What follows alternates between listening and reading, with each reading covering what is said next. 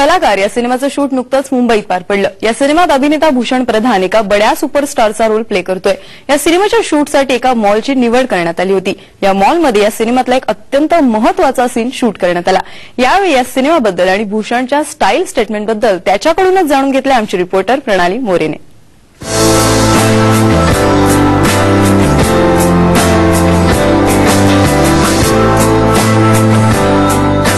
म्हण सतरंगी रे म्हण आणि आता कलाकार म्हण एक वेगळा लुक मिळाला की थोडंसं वेगळं वाटतं, कारण एक वेगळा आनंद असतो त्यामध्ये। आपण वेगळ्या प्रकारे स्वतःला प्रेझेंट करतो। काय सांगशील या कलाकारामधल्या तुझ्या लुकविषयी आणि तुझ्या भूमिकेविषयी?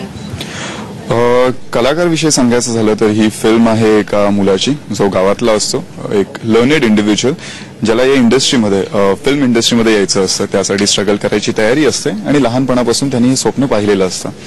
त्यासाठी तो खूप कष्ट करतो आणि तो त्या इंडस्ट्रीमध्ये कसा पोचल्यानंतर तो कोणती स्टेज म्हणजे ज्या स्टेजला तो हायेस्ट स्टेज आपण जी म्हणू ती अचीव्ह केल्यानंतर सुद्धा तिकडे स्ट्रगल संपत नाही।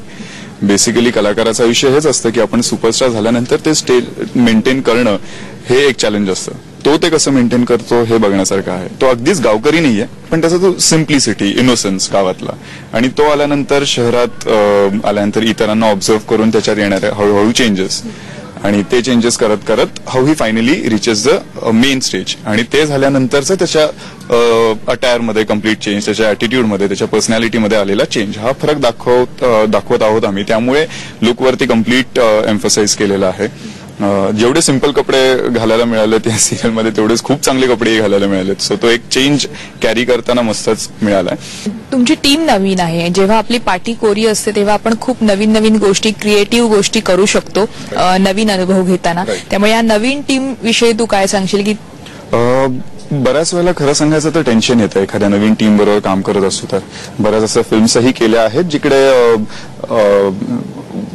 Wien the team is entirely new तर कसं मॅनेज करतील की फर्स्ट टाइम डिरेक्शन असतं कोणाचं तरी, फर्स्ट टाइम कोणी प्रोड्यूस करत असतं, तर त्यांना खरंच या सगळ्यातला अंदाज आहे का की त्यांनी त्यांचा स्टडी केलाय का, होमवर्क? जसं एक ऍक्टर म्हणून आम्हालाही आमचा होमवर्क करावा लागतो की ही आपली कितवी फिल्म आहे किंवा कोणाबरोबर करतोय, कोण प्रोड्युसर आहे, सेम थिंग या सगळ्याचा विचार केला होता। पण या फिल्मबद्दल सांगेन तर सुरुवातीपासून right from the story reading किंवा स्क्रिप्ट नरेशन जे असतं तेव्हापासूनची ह्यांची तयारी मला दिसली।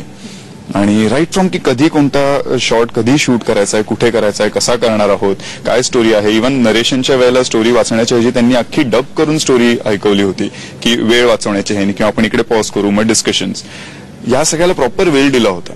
म्हणजे फिल्म खूप कमी दिवसात आम्ही शूट करतोय, पण त्यासाठीचा जो लागणारा वेळ की कमी दिवस लागतात, कारण काय ते सगळे या गोष्टी क्लिअर होत्या।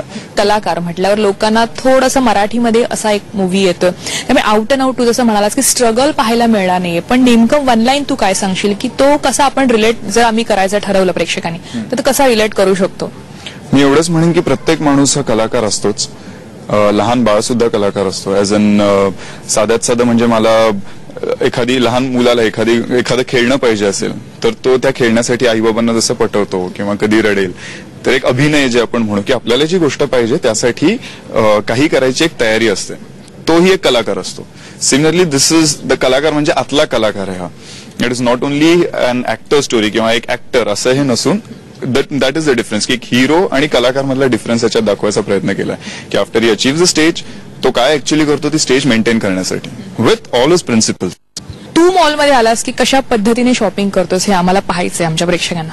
एखादं आवडलं की पहिली प्राइस बघतोस की काय? कारण स्टार झाल्यावर असं नॉर्मली लोकांना वाटतं की हे कार्ड बघत नाहीत, डायरेक्ट घेतात आणि हे करतात। त्यामुळे तुझी शॉपिंग आम्हाला बघायची की मी अजूनही प्राइस टॅग बघून करतो। द रिझन इज की एखादी गोष्ट आवडते पण ती खरंच त्या प्राइसनी वर्थ आहे का, तरच ती घ्यावी असं मला वाटतं की नुसतीच आवडली म्हणून उचला असं नाही।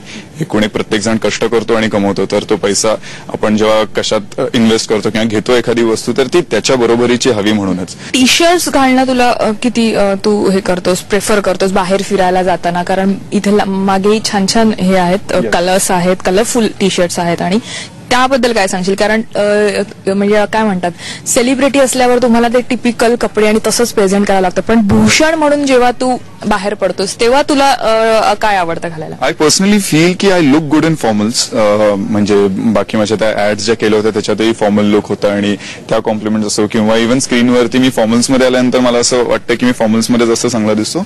किंवा इव्हन कॉलर टी शर्ट जो माझा पिंजरामधला लुक आहे विथ हाफ स्लीव्स. बेसिकली बिल्डच्या बाबतीतही मला असं वाटतं की if you have it, flaunt it. की आपली प्रॉपर फिटिंग वाली जेव्हा नव्हतं तेव्हा मला टी शर्ट घालायची when I was very slim, तर तेव्हा शर्ट्स घालून ती लपवायचो मी बॉडी की आपण बारीक आहोत हे लपवूयात.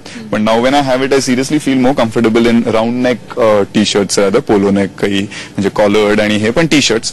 Sleeves at time sleeveless also. जर असंच कुठेतरी वॉकला चाललोय, जिमला चाललोय तर स्लीवलेस ऑल्सो. तुमच्या बरोबर बोलल्याबद्दल आणि अर्थातच तुझी शॉपिंग जी चॉईस आहे ती सांगितल्याबद्दल खूप खूप धन्यवाद. Yes, thanks. I will be waiting at the billing counter. Cameraman Abhay Prasad सह प्रणाली मोरे, साम मराठी, मुंबई.